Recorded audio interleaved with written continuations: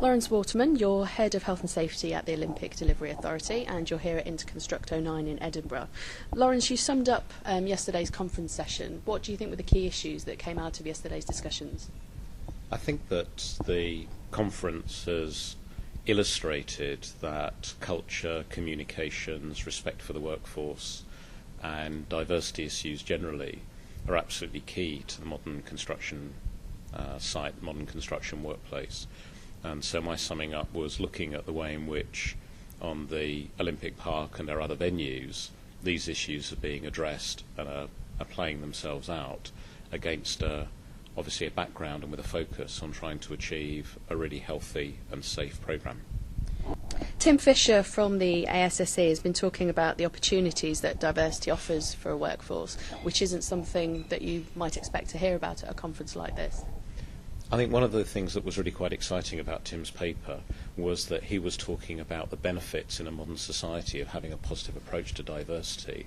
And living in a multicultural city, one of the greatest in the world, in London, I'm very clear that what health and safety is about is facilitating and enabling people from all walks of life, all backgrounds, sexual orientation, gender, etc., being able to enter the workforce, enter a workplace and be safe and healthy, going home at the end of each working day, not just unharmed, but actually with their well-being enhanced.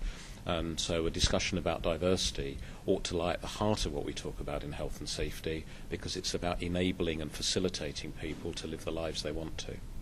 The Olympic workforce is now over 4,000 people, which includes a lot of people who've been previously unemployed and a lot of trainees. Is this key to the ODA's vision of creating the Olympic Park in the first place?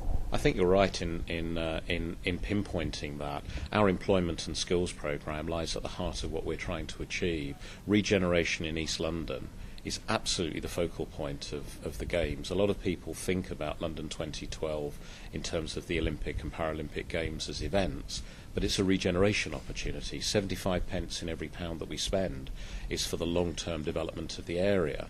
But that means that it's got to be more than just the physical structures. It's got to offer job opportunities, career development, upskilling for the local workforce so that we have sustainable economic growth in the area. And hopefully it'll make the construction industry in general a more attractive workplace to enter into, because we've heard from some of the speakers that there are less young people joining the trade, aren't there? It's a real challenge. We've got an ageing workforce, and you're right, young people are not flocking to the industry because it doesn't have a reputation of being a nice place to work.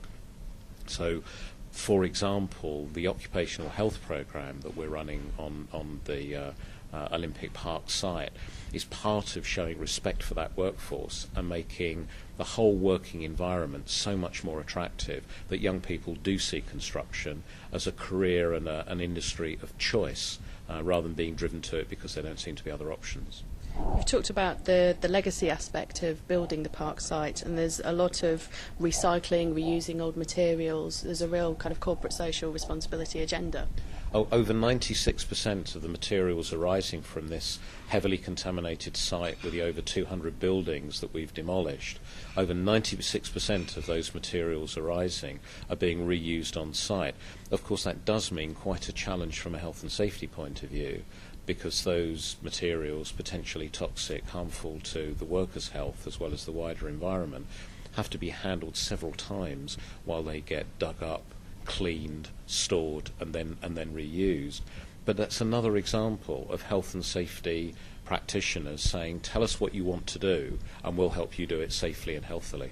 And with such a long time period of construction and building as well, how do you keep positive health and safety messages and good health and safety practice going for years and years as opposed to very short-term projects?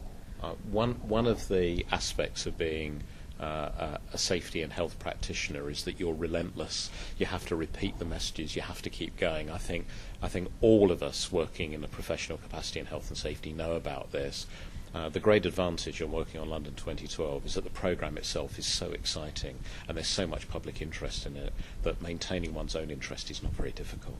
So if you could sum up what the vision for the Olympic Park is for the ODA, what would that be? I think that the leadership team comprising myself, colleagues, the leaders of all of the major contractors working on the programme, the vision that was hammered out recently and reiterated, that we're all committed to being able to say, I'm part of the team that's creating the healthiest, safest and greenest Olympic and Paralympic Games.